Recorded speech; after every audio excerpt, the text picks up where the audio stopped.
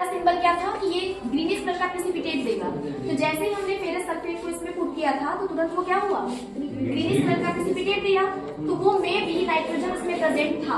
ठीक है, अब जब पूरा रिएक्शन हमने कर लिया तो पूरा प्रोसीजर करने के बाद जब हमने फेरिक क्लोराइड और H2SO4 डाइल्यूट H2SO4 से इसे एसिडिफाई किया तो ये किसमें कन्वर्ट हो गया, ग्रीनिश कलर में हो गया। ठीक है, तो ये बता रहा है कि जो आपको ऑर्गेनिक सॉल्वेंट दिया गया था उसमें नाइट्रोजन प्रेजेंट है।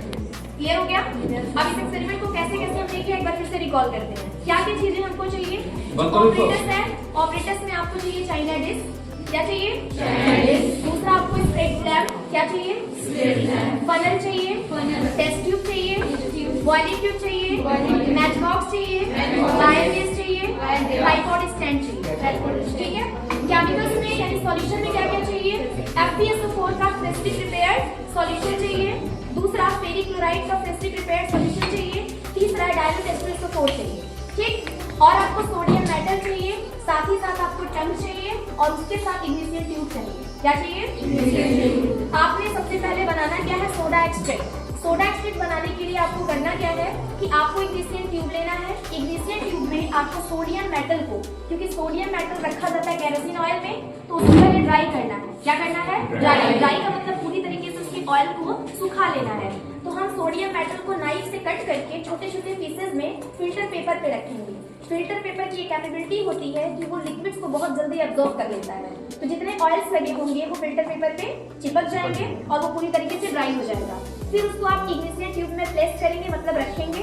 रखने के बाद उसको आपको हीट करना है। क्या करना है, हीट। और हीट तब तक करना है जब तक शाइनी सिल्वर कलर के बबल्स नहीं आ जाते। जैसे ही सिल्वरी बबल्स उसमें आते हैं तो फिर उसमें आप जो ऑर्गेनिक सॉल्वेंट अनमोल दिया गया है उसके 2 से 3 ड्रॉप्स उसमें डाल के, किसमें, इग्निशियल ट्यूब के अंदर जिसमें सोडियम मेटल पहले से प्रेजेंट है, उसमें डाल के फिर आप उसको हीट करेंगे। और वो हीटिंग तब तक चलेगी जब तक इग्निशियल ट्यूब रेड हॉट ना हो जाए, उसका बेस पॉइंट। जब ऐसा हो जाएगा तब आपको लेना है एक चाइना डिस्क। क्या लेना है, चाइना डिस्क। चाइना डिस्क कहाँ है, यहाँ पे।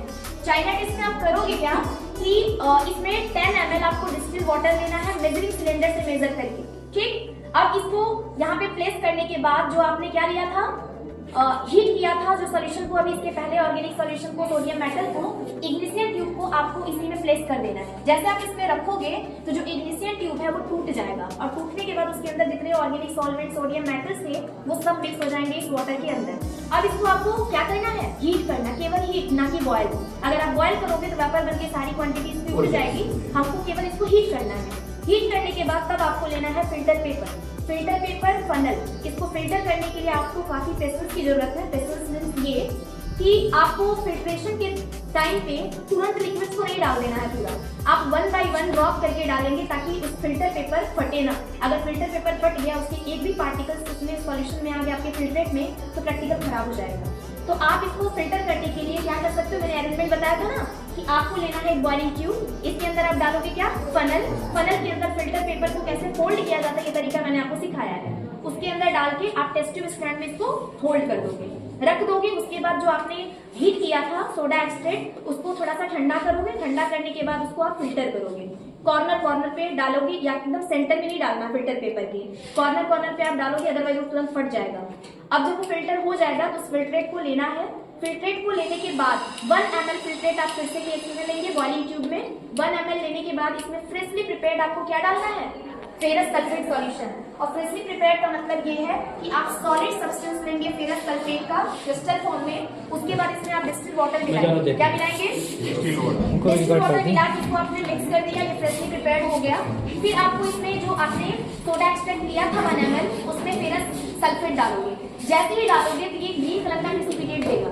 ठीक है, तो ये यहाँ पे ये कंफर्म हुआ, कंफर्म नहीं हुआ, ये आपको इंडिकेट हुआ कि इस ऑर्गेनिक सॉल्वेंट में जो हमको मिला है कंपाउंड, इसमें में भी नाइट्रोजन प्रेजेंट है। फिर इसके बाद हमने फ्रेशली प्रिपेयर्ड इसमें क्या लिया, फेरिक क्लोराइड का सॉल्यूशन डाला।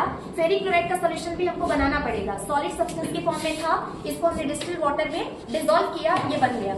इसको इसमें डालने के बाद तब हमको इसको एसिडिफाई करना है। एसिडिफाई करने के लिए आपको डाइल्यूट इसमें क्या डालना है, H2SO4। इसको डाल के फिर आप हीट करोगे तो ये लाइट ग्रीन कलर में कन्वर्ट हो जाएगा, या इसका कलर एक और आ सकता था, रेड, सॉरी हाँ ब्लू कलर। ठीक, तो ये कंफर्म हो गया कि जो आपको ऑर्गेनिक सॉल्वेंट मिला था उसमें क्या है, नाइट्रोजन।